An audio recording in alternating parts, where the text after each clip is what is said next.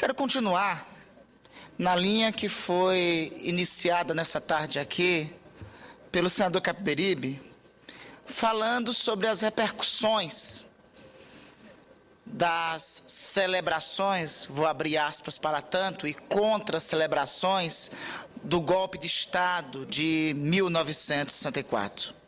E eu quero fazê-lo, senhor presidente, destacando duas manifestações veiculadas pela imprensa essa semana.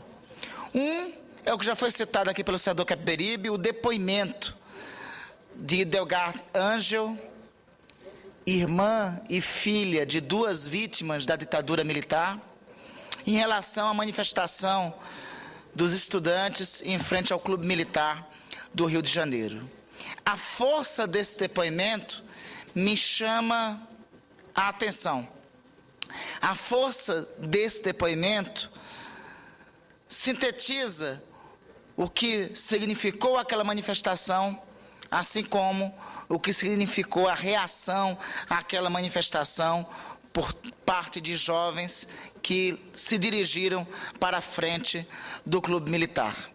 Essa manifestação, tive acesso ao depoimento de Idelgarde Ângel no blog Repiquete no Meio do Mundo, da querida Alcilene Cavalcante, blog dos mais lidos no Amapá. E eu queria aqui destacar alguns trechos do depoimento de Idelgarde Ângel. Diz ela: foi um acaso. Eu passava hoje pela Rio Branco, prestes a pegar o aterro, quando ouvi gritos e vi uma aglomeração do lado esquerdo da avenida. Pedi ao motorista para diminuir a marcha e percebi que eram os jovens, estudantes, caras pintadas, manifestando-se diante do Clube Militar, onde acontecia a anunciada reunião dos militares de pijama, celebrando o 31 de março e contra a Comissão da Verdade. Mais adiante ela vai. Os cartazes com os rostos eram sacudidos. A menção de cada nome de desaparecido ao alto-falante, a multidão berrava: presente. Havia tinta vermelha cobrindo todo o piso de pedras portuguesas diante da portaria do edifício. O sangue dos mortos ali lembrados. Tremulavam bandeiras de partidos políticos e não sei o que mais. Porém, isso não me importava. Eu estava muito emocionada. Fiquei à parte da multidão, recuada no degrau de uma loja de câmbio, ao lado da portaria do prédio. A polícia e os seguranças do clube evacuaram o local, retiraram todo mundo. Fotógrafos e cinegrafistas foram mandados para a entrada do corredor. Manifestantes para o lado de lá do cordão de isolamento, e ninguém me via. Mais adiante, diz Idelgarde: até que fui denunciada pelas lágrimas.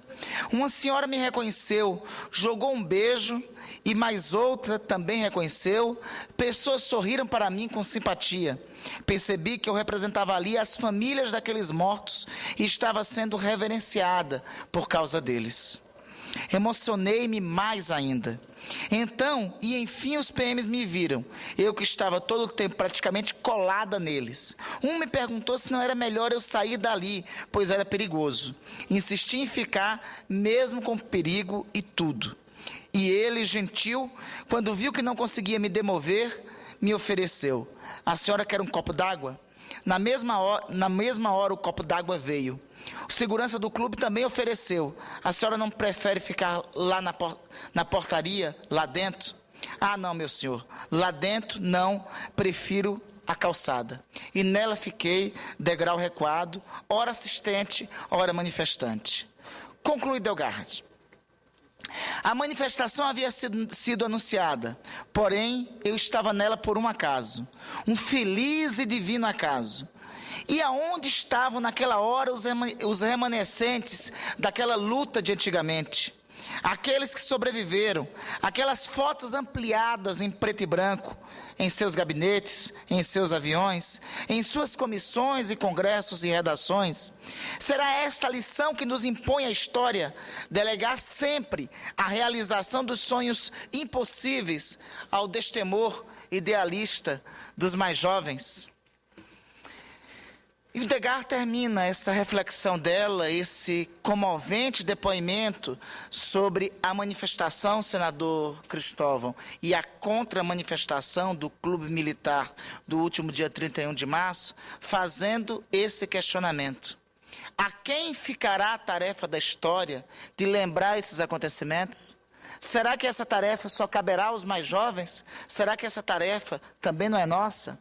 E eu vi aqui o senador Cristóvão, sua partilha do senador Capiberibe, e vi aqui o senador Capiberibe com a autoridade que ele se pronuncia por ter sido vítima desse período. Aliás, denominação equivocada se nós tratarmos aqui somente como golpe militar, como diz o historiador Daniel Arão Reis Filho.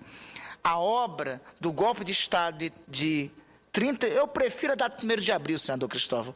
Prefiro porque, de fato, me parece que historicamente é mais adequada à consolidação dos acontecimentos, porque, lembremos, foi aqui no Congresso Nacional, no 1º de abril, na tarde, que o então presidente Auro de Moura Andrade declarou vaga à presidência da República, quando o presidente em exercício João Goulart estava no pleno, e assim, naquela noite de 1º de abril de 1964, havia sido advertido o presidente do Congresso Nacional pela carta encaminhada aqui pelo chefe da Casa Civil do governo Jango, Darcy Ribeiro, dando conta de que o presidente da República estava em pleno uso de suas atribuições, se deslocando de Brasília para Porto Alegre, portanto, no âmbito do território nacional, e não poderia ter sido afastado do cargo.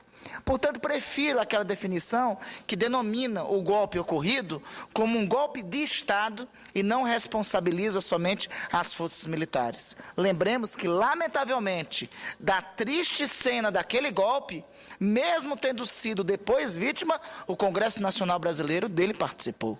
Foi o Congresso Nacional Brasileiro que declarou vaga à presidência da República, dessa forma ferindo frontalmente a Constituição em vigor de 1946, quando o presidente da República estava no exercício de suas atribuições em território nacional. Lembremos que as manifestações favoráveis ao golpe contavam, naquela época, com a ampla participação de massivos setores organizados da sociedade brasileira.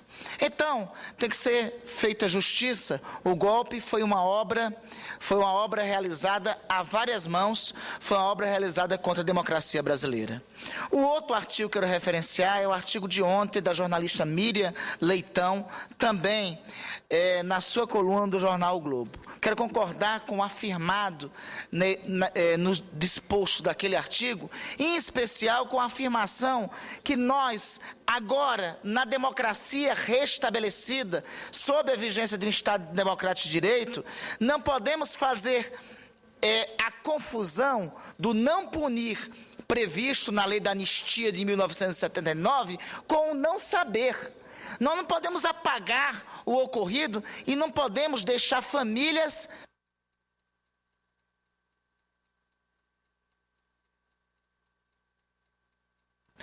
Nós não podemos fazer a confusão do não punir previsto na lei chamada Lei da Anistia com o não saber.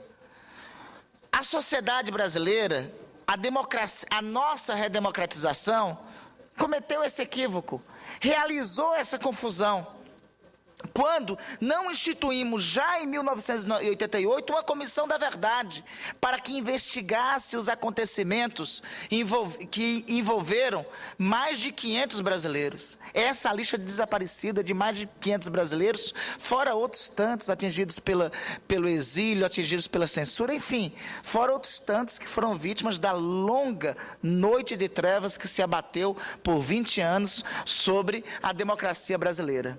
Então, nós não podemos continuar a sermos motivos de constrangimentos internacionais. Agora, a Organização dos Estados Americanos condenou o Estado brasileiro em virtude da morte de Vladimir Herzog.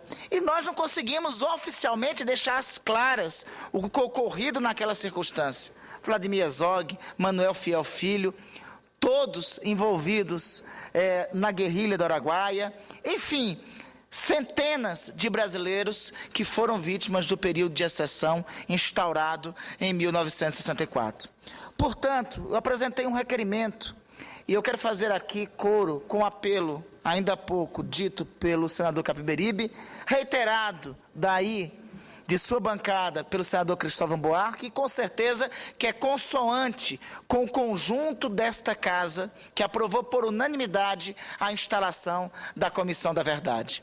Não podemos tardar mais, a presidente não pode tardar mais em instalar a comissão, em designar seus membros.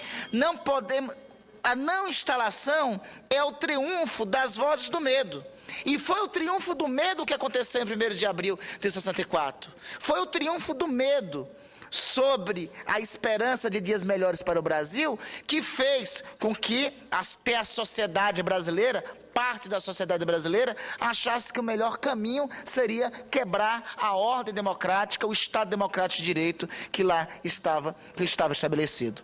A melhor resposta que podemos dar à OEA é instalando a Comissão da Verdade e de imediato iniciando as suas atividades. É uma resposta também a bravos combatentes como os procuradores da República que recentemente entenderam e moveram ação à Justiça Federal, entendendo que o senhor Curió, um dos notáveis e conhecidos torturadores da ditadura que vive no sul do Pará,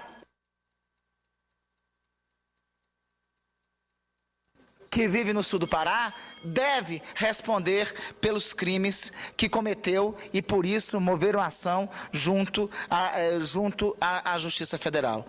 Então, em nome disso, em nome do que já foi aprovado, e aqui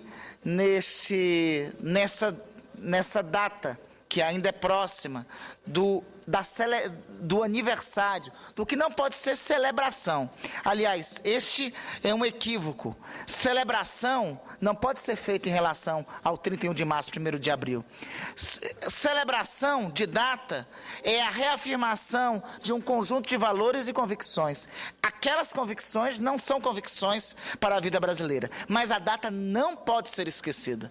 Não pode ser esquecida, em especial, para que ela nunca volte a ocorrer. Não pode ser esquecida, em especial, para que ela nunca volte a acontecer. Para isso, é fundamental, quanto antes, por parte da Presidente da República, a instalação imediata da comissão que foi aprovada por unanimidade pelo plenário desse Senado, para que nós possamos pôr a limpo o que ocorreu durante o período da ditadura que se instalou no país. E mais do que isso, para que nós possamos fazer aí, de fato, a reconciliação nacional, porque não se faz nenhum tipo de reconciliação nacional quando o próprio país não faz a sua própria autopsicologia, não faz a sua própria autocrítica pelo que ocorreu durante o terrível período de 20 anos de ditadura que estabeleceu a tortura, por exemplo, como um crime de Estado.